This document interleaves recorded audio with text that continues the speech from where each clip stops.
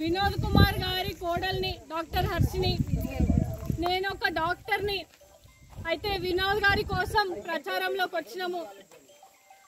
చాలా మంది బీఆర్ఎస్ నాయకులు కూడా పగలనగా కష్టపడేది ఇట్లా కష్టం చేసే వాళ్ళ దగ్గరికి మనం పోవాలి, వాళ్ళతో మాట్లాడాలి. వాళ్ళకి పొద్దున్న నుంచి రాత్రి వరకు చాలా పనులు ఉంటాయి, వాళ్ళు మన మీటింగ్లకు వచ్చుడు కష్టం అని అన్నారు. అందుకనే ఇక్కడికి రావడం జరిగింది.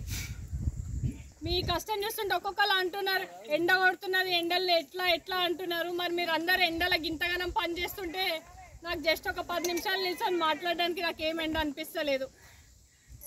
అయితే ఇప్పుడు పార్లమెంట్ ఎన్నికలు అనేది ప్రతిసారి కంటే కూడా చాలా ముఖ్యమైన ఎన్నికలు. ఎందుకు ముఖ్యమైన ఎన్నికలు అంటే మొన్న అసెంబ్లీ ఎలక్షన్లో మార్పు రావాలి అంటే కాంగ్రెస్ ని గెలిపించుకున్నాం, మార్పు తీసుకొచ్చినాం. ఏ మార్పు తీసుకొచ్చినాం? కరెంటు కోతలు, నీళ్ళ కష్టాలు, రైతన్నల ఏడుపులు, ఇవి మాత్రమే తీసుకొచ్చిన మార్పు.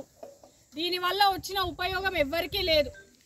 అయితే మన రేవంత్ అన్న రుణమాఫీ చేస్తా, డిసెంబర్ 9న సీఎం అయితా, ఇక ఇట్లా కాగానే అట్లా మీ రుణాలన్నీ మాఫీ చేస్తా, ఉరుక్కుంటా పోయి రుణాలు తీసుకోండి అన్నాడు.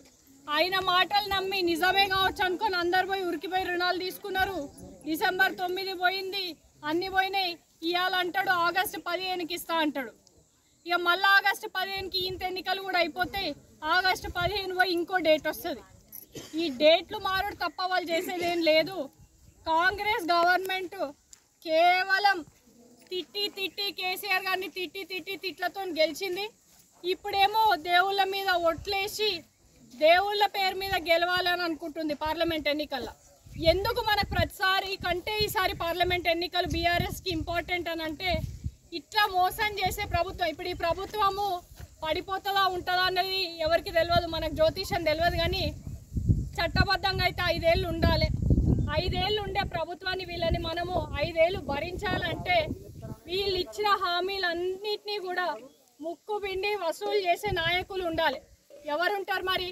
ఉద్యమం చేసి తెలంగాణను తీసుకొచ్చిన ఉద్యమ నాయకులు, ఉద్యమకారులు అందరూ కూడా నాయకులుగా మారిన పార్టీ బీఆర్ఎస్ పార్టీ.